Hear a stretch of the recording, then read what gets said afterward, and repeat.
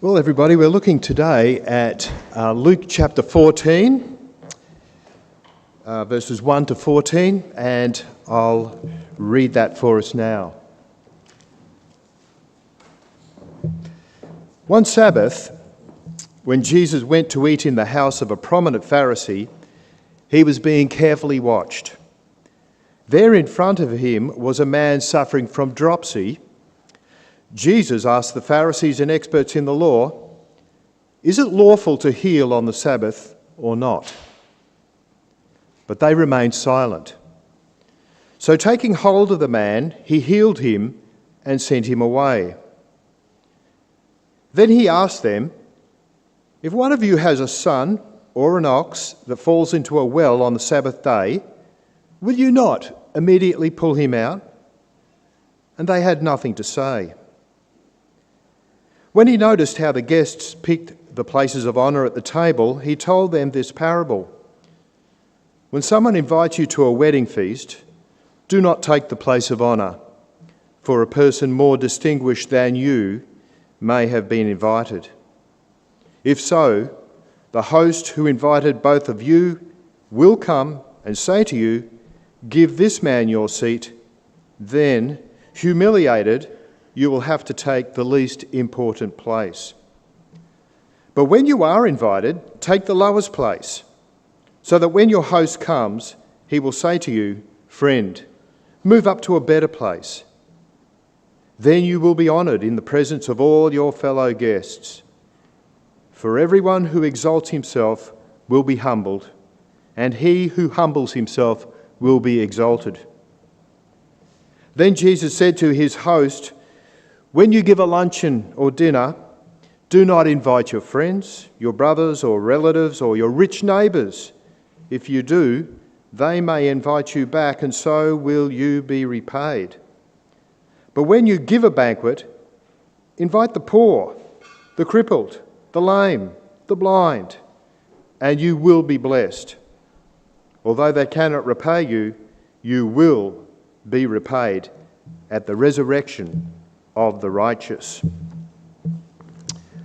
Well, let us pray as we ask the Lord to help us with this. Let us pray. Lord, again, we're mindful that we need your Holy Spirit to help us. We need your word to guide us. Lord, work in us again today what is blessed to us. Encourage us, build up our faith, we pray, that we might have a deeper understanding of your love and mercy and how we should be as disciples in your kingdom. So we bring our prayers in your name. Amen. Well, we're thinking about this invite to the Lord's table. And you know, in this reading and in the parable that's to follow, the parable of the invitation to the wedding banquet, the word invitation is mentioned many times.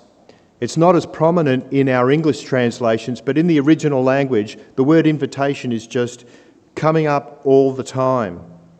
Now, a leading Pharisee has invited Jesus to a Sabbath day lunch, or it might be a dinner. But this was not an innocent invitation driven by a desire to get to know Jesus better. This is not an opportunity to thank Jesus for all the miracles that have been done in the regions around them. No, the leader of the Pharisees and these other guests are there to watch Jesus, and they're trying to collect evidence that they're going to use against him on a future day. Do you remember we've been warned in all the Gospels that the Pharisees are more and more becoming hostile towards the Lord Jesus? Luke tells us in chapter 11, the Pharisees and the teachers of the law began to oppose him fiercely, and to besiege him with questions, waiting to catch him in something he would say. So there was hostility, there was suspicion, there was this desire to find words that Jesus said that they can use against him at a later time. And of course we know, don't we, that when Jesus arrives in Jerusalem, and it will just be in some days after this event, when he arrives in Jerusalem, he will then be arrested and he will then be accused and the accusers will repeat words that they heard Jesus say, and they will be misapplied and taken out of context, but Jesus' words will be used against him. And just another reminder, this part of Luke, we're travelling with Jesus towards Jerusalem. So from Luke 9, around 50, verse 58, to Luke 19, Jesus is moving from Galilee to Jerusalem. And a lot happens in this travelling. Well, I'm looking now at verse 1. One Sabbath, when Jesus went to eat in the house of a prominent Pharisee, he was being carefully watched. I hope I never get invited to a dinner like that. What an oppressive situation this must be. That would be a terrible thing, wouldn't it? But of course, Jesus is the Son of God and he knows what's going on. Verse 2, there in front of him was a man suffering from dropsy. So somehow, this very ill man happens to be there in the room. Is this a setup? Had they brought in the man with dropsy on the Sabbath to see if they could catch Jesus healing on the Sabbath? What will Jesus do? Now, you know, dropsy is the old word, it's the old world word for the disease we now call edema. And edema is a swelling in the lower limbs and the extremities with fluid in our tissues. And a nurse or a doctor will see that your ankles and your legs are filling with fluid, and they'll say, you've got edema, you've got dropsy. Usually it's caused by a failing heart and kidneys, and the heart is no longer able to move all that fluid out of your legs up into your heart. And remember, as we think about Luke saying the man had dropsy, remember Luke is a doctor. He's a doctor in these days, and he can see that this man has dropsy.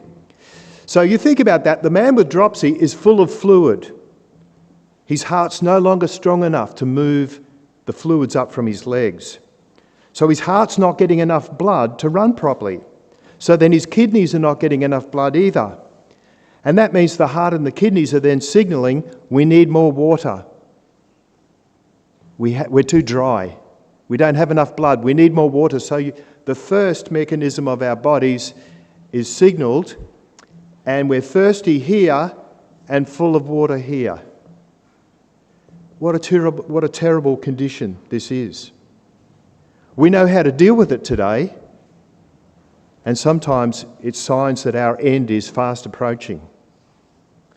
So when you have dropsy, you're full of fluid, but you're thirsty. And your organs should be signalling, well, we've had enough water, but the signals will be confused. Now, if you were a person in the ancient world, they looked at a person with dropsy and they thought they had a character fault or a moral fault. They thought, this person's full of water, but they're still thirsty. And they thought, they're just kind of greedy. And in that world, dropsy was an attack on your character. In fact, there's an ancient proverb. Nothing is as dry as a person with dropsy. Well, what's going to happen to this man with dropsy now in the dining room? And again, we wonder, is this a setup? Have the Pharisees brought him in on purpose? Will Jesus heal on the Sabbath? When he knows the Pharisees are watching him closely. When he knew that the Pharisees had this very twisted view of what the Sabbath day was all about. Well, we're looking at verse 3. Jesus asked the Pharisees and experts in the law, is it lawful to heal on the Sabbath or not? So before Jesus did a thing, he then asks them a question. But they remained silent. Now you'd think the prominent Pharisee and the experts in the law would have words to say to Jesus, wouldn't you? There should be an answer there. But Jesus has turned the tables on them. Now they're suddenly sitting at the Lord's table. They had unknowingly invited the Messiah to their lunch. The one through whom all things were made is sitting at their table, looking at them, asking them questions. That's disturbing. And it's a legal question. What are they going to say? In the Old Testament law, you look at the Old Testament law today, look in Deuteronomy chapter 5, nothing is said about not healing people on the Sabbath. All it says is you shall rest. Your animals shall rest. Your maidservants and your servants shall rest. That's all it says. It's the Pharisees who've created all these man-made rules that they've added on to the law. It's man-made rules that they're judging Jesus by. So I encourage you later on to read Deuteronomy chapter 5, read what it says about the Sabbath. It's in about verse 12, and it says these words. It says these words.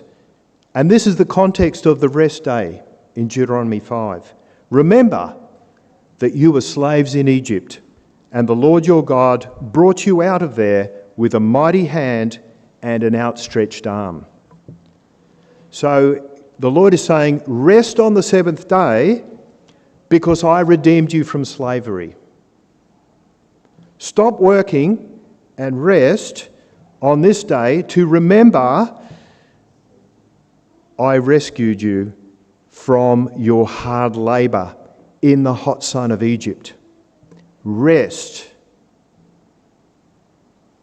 Well, I'm going to say a little bit more about resting in a moment, but I'm going to push on now. So taking hold of the man, he healed him and sent him away. Now let's remember that in healing this man, 1 minute his heart and kidneys cannot function properly, and then immediately his heart, his kidneys, the veins in his legs, also edema will be caused by the veins in our legs no longer moving in one, the blood doesn't move in one direction, it goes back and forwards. Everything about this man is repaired immediately. This is a new creation. This is immediate. This is a healing like we do not know. This is the creating Lord. And you read there at the end of this sentence that Jesus sent him away. It's almost like it's Jesus saying, well, off you go. Actually, it's better understood to realise this word has theological meaning. It means to be released. Jesus healed him and released him. You know, when you've been released, you were previously under some oppression, and now you've been released from it. Something was binding you, now you're released. And I think a better way to understand this is Luke is saying to us, he was healed, he was released. Released to live again. Verse 5. Then he asked them, so Jesus again asks them another question. He's healed the man, he's sent him away, or he's just released him from his suffering. And then he says in verse 5, then he asked them, if one of you has a son or an ox that falls into a well on the Sabbath day, will you not immediately pull him out? And they had nothing to say. Again, they've been silenced by the Lord. Now, of course, they would rescue their son, wouldn't they, drowning in a well? Or if their ox fell drowning in a well, they would rescue their ox, wouldn't they? What about a drowning man? What about a man drowning because his body can no longer move the fluids up from his legs? What about a drowning man on the Sabbath? Would they agree to pulling a drowning man out of his body of water? They just don't understand the Old Testament, do they? They do not understand the law. Do you remember the heart of the law is to love the Lord your God with all your heart and to love your neighbour as yourself. Do you remember the Lord says, that is the summary of the Lord. Well, they should have looked at things and thought about Hosea. Let's look at the prophet Hosea, chapter 6, verse 6. This is the word of the Lord to the people of Israel. I desire mercy, not sacrifice, and acknowledgement of God, rather than burnt offerings. You know, the people were bringing their sacrifices and saying, oh Lord, I've done all these wonderful things, but their hearts were not for the Lord. They were not merciful people. There were terrible things going on in Jerusalem. And the Lord said to them, I desire mercy, not sacrifice. And then Jesus repeats these words, and you can find it in Matthew's Gospel. Jesus says to the Pharisees, go and learn what this means. I desire mercy, not sacrifice. Matthew chapter 9 and 12. You know, being merciful and loving towards your neighbour is the heart of the law, isn't it? That's what the law's all about. That's how the law is to be interpreted. Mercy is more important than our corrupted religious rituals, the Lord would say to us. So how can the man with dropsy rest on the Sabbath when he's drowning within his own fluid? If Jesus has the power to heal him, isn't this the perfect day? The Sabbath is the perfect day to heal someone oppressed by a disease like dropsy. And again, the prominent Pharisee doesn't realise he's invited the Messiah to his dinner. And the Old Testament prophets had said, when the Messiah comes, he will. And I'm looking at Luke 4, where Jesus quotes from Isaiah, and he reads this quote and then says, this word has been fulfilled in your hearing. And this is what Jesus claims for himself. He's the one. The Spirit of the Lord is on me, because he has anointed me to preach good news to the poor. He has sent me to proclaim freedom for the prisoners and recovery of sight for the blind, to release the oppressed. And there's that word again, release. Release the oppressed, to proclaim the year of the Lord's favour. The Messiah came to release the oppressed, didn't he? This is the mission of the Messiah, to release us from the oppression of our slavery to sin, our fear, our slavery to the fear of death, to set us free from the curse that was pronounced upon us, to set us free from our debts.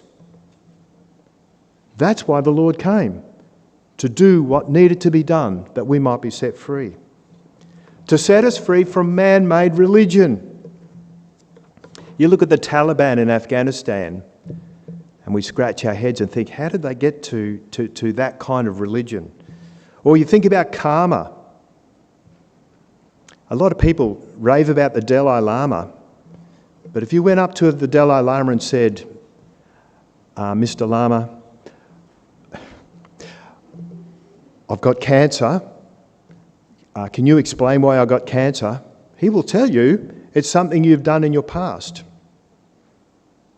That's what the Dalai Lama believes.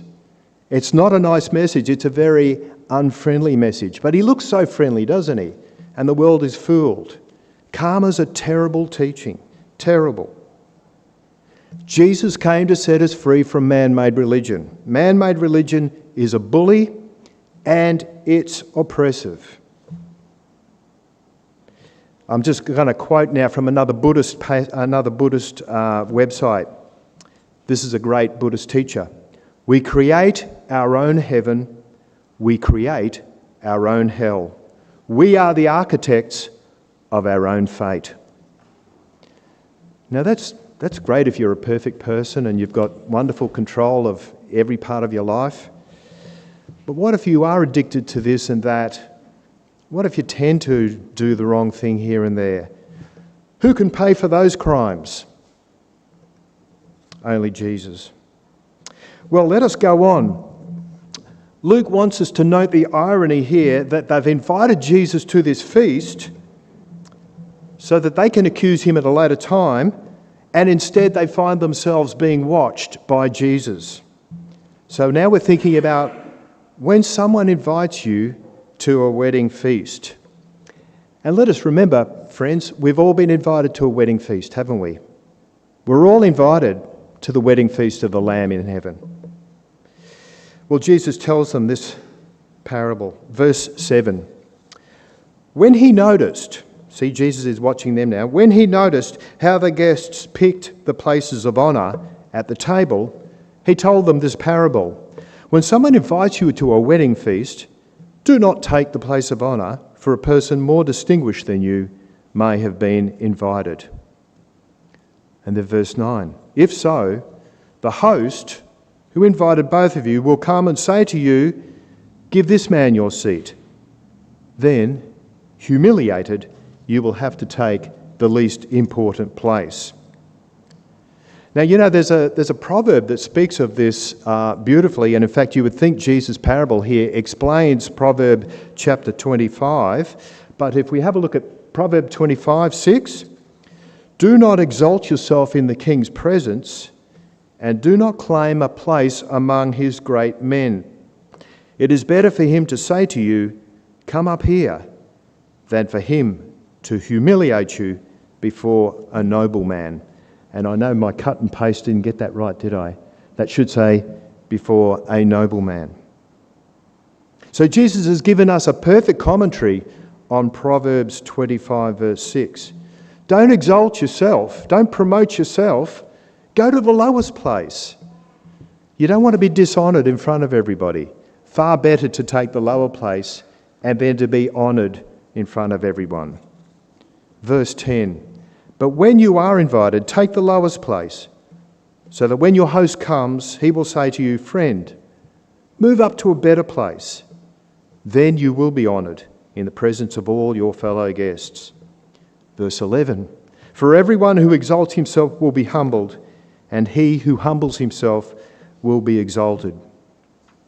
And friends, on the last day, we will see that those words have been so true. Paul writes some interesting things for us. Let's look at the book of Paul's letter to the Philippian church, chapter 2. Paul writes, do nothing out of selfish ambition or vain conceit. And that's what it is, isn't it? When you go and choose the best seat, it's vain conceit. But in humility, consider others better than yourselves. Each of you should look not only to your own interests, but also to the interests of others. Let's not be self-promoters, friends. Let's look to put ourselves in the lowest place every opportunity. James has some very hard words to say to us, good words for us to consider. James chapter 4, he writes, and he's writing a letter to a church. You adulterous people, don't you know that friendship with the world is hatred toward God? Anyone who chooses to be a friend of the world becomes an enemy of God. Or do you think the Scripture says without reason that the Spirit he caused to live in us envies intensely, but he gives us more grace? That is why Scripture says God opposes the proud, but gives grace to the humble. Good encouragement to us from James to be humble people, not to promote ourselves, but to be ready to take the lower place.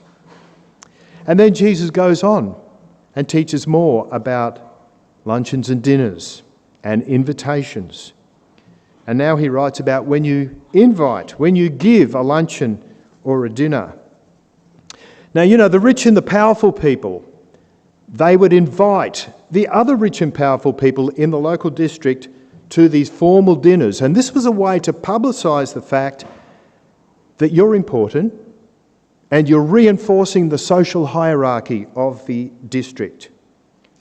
Only the important people on the inner circle get an invite to these kind of dinners. Only the people who will enhance the prestige of your table would be invited to these dinners. And it was expected that your invitations would be reciprocated. I invite you, you in turn invite me. Gift and obligation. Nothing was free. Every invitation had strings attached. And it was by these rules that the social world of the rich and the powerful was held together. And this was the way it was across the whole Mediterranean basin, probably across the whole world in those days. Everything that held society together, the upper crust did so through their lavish dinners and through invites to their dinners. Well, Jesus is about to blow this away. Jesus is about teaching the world a new way to be. And that's why we live in the world we live in today. These rules don't really run normal society any longer. Jesus has changed the world.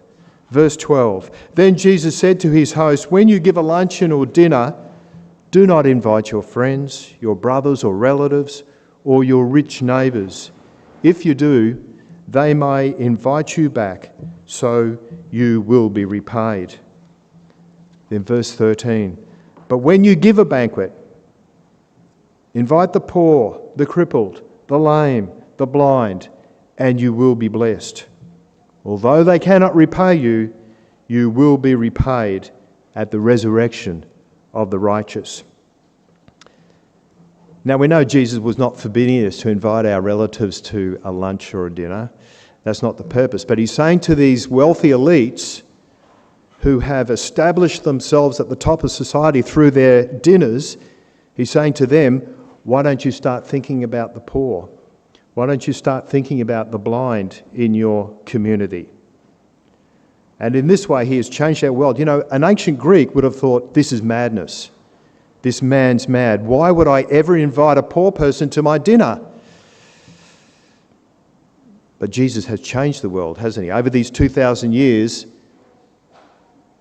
we're understanding and we're also forgetting, aren't we? How quickly our culture will forget that to be humble is the way to go. How quickly we will forget that we should be sharing and everybody's made in the image of God with everyone. So Jesus is warning against this doing good for the sake of receiving earthly goods. He's saying, do good in order that you will be rewarded by my Father in heaven on that last day. Now, just a quick reflection on this.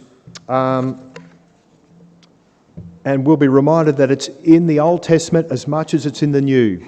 Jesus is only repeating in many times things that are already here in the word of the Old Testament. Isaiah 58, verse 7, the Lord is saying, I don't like your religion. And then he says, good religion, is it not to share your food with the hungry and to provide the poor wanderer with shelter? And when you see the naked, to clothe him, and not to turn away from your own flesh and blood. Then your light will break forth like the dawn. And then Jesus has some very stern words to say to us from chapter 58, from chapter 25, Matthew chapter 25. And Jesus is giving us a vision of how it will be when he comes as the judge. When the Son of Man comes in his glory, and all the angels with him, he will sit on his throne in heavenly glory. All the nations will be gathered before him, and he will separate the people, one from another, as a shepherd separates the sheep from the goats. He will put the sheep on his right and the goats on his left. Then the king will say to those on his right, come, you who are blessed by my Father, take your inheritance, the kingdom prepared for you since the creation of the world. For I was hungry, and you gave me something to eat. I was thirsty, and you gave me something to drink. I was a stranger, and you invited me in. I needed clothes, and you clothed me. I was sick, and you looked after me. I was in prison, and you came to visit me. Let us pray. Our Lord above, as we think about your word to us, as we think about the words you gave us, we again are reminded of our own sinfulness and of how much we should fall short of the things you have taught us. But again, in this coming week, help us to reflect upon these words. Help us to be humble people. Show us in our places we go this week where we can, in obedience to you and in faithfulness, take the lower place. Lord, bless us, we pray, in your name. Amen.